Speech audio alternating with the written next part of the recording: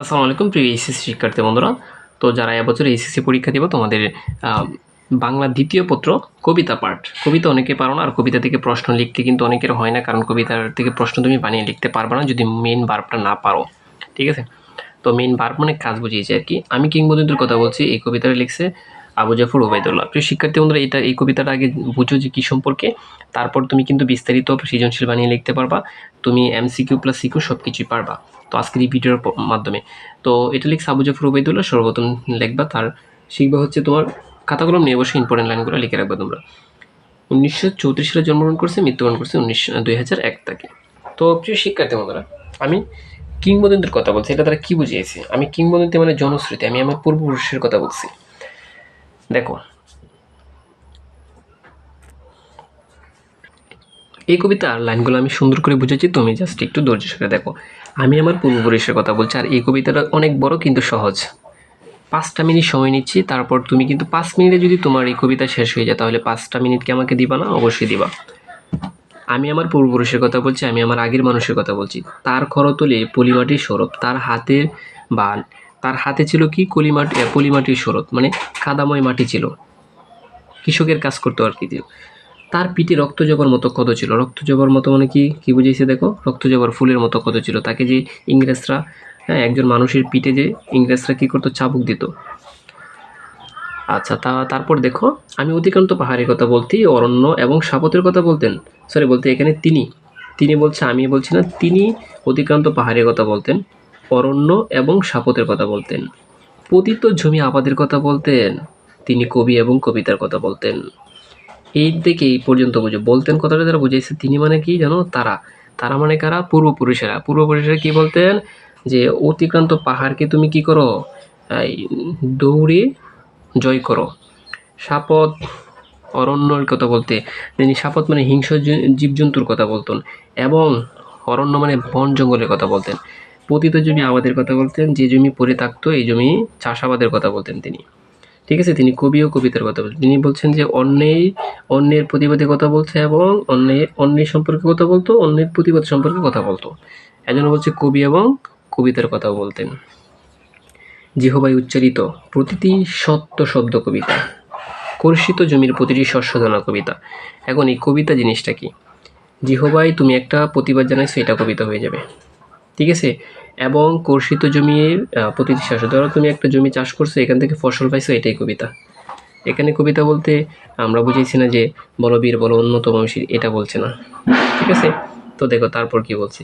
যে কবিতা শুনতে জানে না সে ঝড়ের আর্তনাদ শুনবে। যে কবিতা মানে যে অন্যের প্রতিবাদ করতে জানে না, সে তার মাঝে সবসময় ঝড়ের আর্তনাদ শুনবে।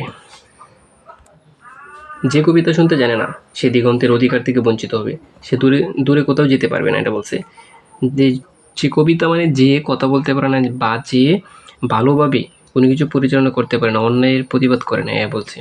যে কবিতা শুনতে জানে না সে আজন্ম কৃতদাস থেকে যাবে। ধরো একজন কৃতদাস কামলা আনছো তোমার বাসায়, এই কামলা সে যদি উন্নত করতে চায় তাহলে অবশ্যই তাকে নতুন কিছু করতে হবে, আর সে নতুন কিছু করতে না পারলে আজীবন কৃতদাসী থেকে যাবে। আমি উচ্চারিত সত্যের মতো, ঠিক আছে, আমি উচ্চারিত সত্যের মতো স্বপ্নের কথা বলছি, একটা সামনের স্বপ্নের কথা বলছি। উনুনের আগুনে আলোকিত একটি উজ্জ্বল জানালার কথা বলছি। উনুন মানে চুলার আগুনের মতো, যে চুলাতে যে দাউ দাউ করে আগুন জ্বলবে, ঠিক আছে, ওই আগুনের কথা বলছে। আমি আমার মায়ের কথা বলছি, তিনি বলতেন প্রবাহমান নদী যে সাঁতার জানে না তাকেও ভাসিয়ে রেখে।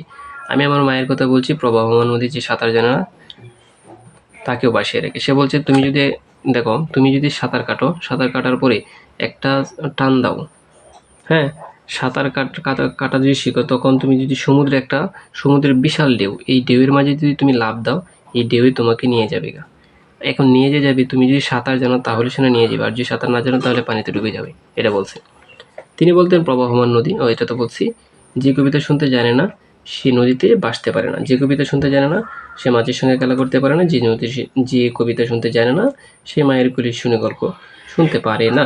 তো মায়ের কোলে শুয়ে গল্প শোনাটা খুবই ছোটোকালের কাজ।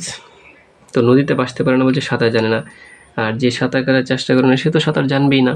যে কবিতা শুনতে জানে না সে মাছের সঙ্গে খেলা করতে পারে না, এটা তারা বুঝেছে। মাছের সাথে খেলা করলে অবশ্যই তোমাকে নদীতে যেতে হবে, নদীতে গেলে সাঁতার জানতে হবে, একটা কথাই বলছে এখানে। আর মায়ের কোলে যে কবিতা শুনতে জানে না, যে মাইকে ভালোবাসে না, সে কিন্তু মায়ের কোলে গল্প শোনার মজাটা বুঝবে না। এজন্য বলছে আমি কিংবদন্তির কথা বলছি, আমি আমার পূর্বপুরুষের কথা বলছি, আমি বিচলিত স্নেহের কথা বলছি, গর্ভবতী বোনের কথা বলছি, আমি আমার ভালোবাসার কথা বলছি। ভালোবাসা দিলে মা মরে যায়, যুদ্ধ আসে, ভালোবেসে মায়ের ছেলেরা চলে যায়, আমি আমার ভাইয়ের কথা বলছি। এইখান থেকে এটা যারা কি বুঝেছে, প্রত্যেকটার অর্থ আছে। বিচলিত স্নেহের কথা বলছি, যেমন দেখো আগের যেমন মুক্তিযুদ্ধের সময় প্রায় 30 লক্ষ নারী শহীদ হয়েছে। তাই এই নারীগুলো হয়তো কারো মা, হয়তো কারো বোন, তারা কিন্তু এই যে গর্ভবতী অবস্থায় অনেকেই ছিল। তাহলে তিনি বলতেন দেখো এই যে 1971 সালে মুক্তিযুদ্ধের পরেই কিন্তু আমাদের দেশ স্বাধীন হয়েছে, এজন্য তাদের কথা স্মরণ করা, মানে গর্ভবতী বোনদের কথা স্মরণ করা, কারণ গর্ভবতী বোনদের কারণেই, তাদের ওসিলায় কিন্তু আজকে আমাদের দেশটা স্বাধীন হয়েছে। এই জন্য কবি বলছে আমি তাদের কথা বলছি। আর আমি ভালোবাসা দিলে মা মরে যায়, এটা খুবই ইম্পর্ট্যান্ট, এটা জ্ঞানমূল্যকে আসার সম্ভাবনা সবচেয়ে বেশি। অর্থাৎ যুদ্ধ যে করছে বাংলার ছেলেরা, তখন মায়েরা বলে দিছে যে যাও বাবা যুদ্ধ করো, দেশকে স্বাধীন করো। এই যে দেশকে ভালোবেসে মায়েরা তাদের ছেলেকে পাঠাইছে, তারপর শহীদ হয়ে গেছে, অর্থাৎ মারা গেছে। তখন ভালোবাসা দিছে, কিন্তু মা মরে গেছে। মা মরে গেছে যাওয়া মানে কি জানো? মা মরে যাওয়া মানে মায়ের আত্মাটা মরে গেছে। ঠিক আছে, মায়ের বুকে এক ধরনের দুঃখ বেদনা পাইছে, এটা বুঝেছে। প্রিয় শিক্ষার্থী, আমি আমার ভাইয়ের কথা বলছি, যে যেমন আমার ভাই যে যুদ্ধ গেছে তাকে বলছো। যে কবিতা শুনতে জানে না সন্তানের জন্য মরতে পারে না, যে কবিতা শুনতে জানে না, যে কবিতা শুনতে জানে না সে ভালোবেসে যুদ্ধে যেতে পারে না। আর যে দেশের প্রতি আকুতি নাই সে কিন্তু যুদ্ধে যাবে না। আর সেসব মায়েরাও যাদের দেশের প্রতি ভালোবাসা নেই, তারা কিন্তু তার ছেলেদেরকে পাঠাবে না, আমার ছেলে চলে যাবে, আমি সারা জীবন আমার ছেলে হারা হয়ে যাব, এরকম যারা করবে তারা কিন্তু কবিতা শুনতে জানে না। যে কবিতা শুনতে জানে না সে সূর্যকে হৃৎপিণ্ড ধরে রাখতে পারে না। অর্থাৎ যে কবিতা যে সহ্য করতে পারে না সে কিন্তু সূর্যের কাছে রৌদ্রে গিয়ে অল্প কিছুক্ষণও দাঁড়াতে পারবে না। আমি কিংবদন্তির কথা বলছি, আমি আমার পূর্বপুরুষের কথা বলছি। আবার বোঝা দেখো, তার পিঠে রক্ত যাবার মতো কত ছিল, আর কারণ তিনি ক্রীতদাস ছিলেন। কারণ ইংরেজরা আমাদেরকে কী করছে, ইংরেজরা আমাদেরকে সাহায্যের বিপরীতে অত্যাচার করছে সব সময়। আমাদের বাংলাদেশের মানুষদেরকে দেখো রড এরকম লোহা গরম করে পিঠে ধরে রাখছে ইংরেজরা, আমাদের এই যে বাংলার মানুষদেরকে। যে যে কর্ষণ করে শস্যের সম্ভার তাকে সমৃদ্ধ করে, অর্থাৎ যে তোমার ফসল বুনে তাকে ফসল দিবে, এটা বলছে। যে মৎস্য লালন করে মাছ প্রবাহমান নদী তাকে পুরস্কৃত করবে, যে মাছ চাষ করে তাকে অবশ্যই মাছে উন্নতি করবে, যে গাভীর পরিচর্যা করে জননীর আশীর্বাদ তাকে দীর্ঘায়ু করবে। অর্থাৎ যে গাভী মানে যে গাই বাছুর ফালে সে কিন্তু দুধ দেবে তাকে, এটা বলছে গাভীর জননী।